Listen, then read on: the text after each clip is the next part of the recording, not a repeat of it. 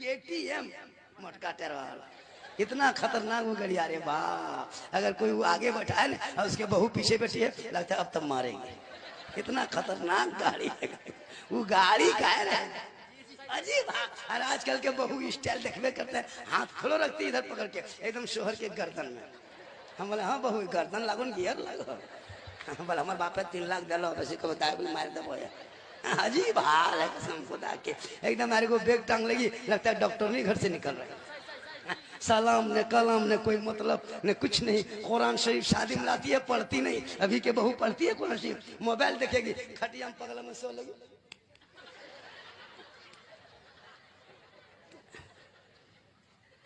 वाह। एक बहू पूछे हाँ बहू तुम लोग कुरान शरीफ लाती है पढ़ती का है ना? बोला हाँ मौलाना साहब पढ़ेंगे, मेरी सास मरेगी तब पढ़ेंगे। हम बोला या अल्लाह कौन बहू है सास मरने इंतजार कर।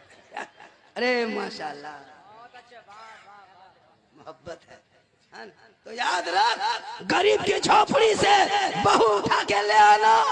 कसम खुदा की वो गरीब की बेटी होगी, लेकिन शोहर मजदूरी करके काम करके गोमो रेलवे स्टेशन से या फिर बाजार से घर लौटेंगे बीबी बन के शोहर के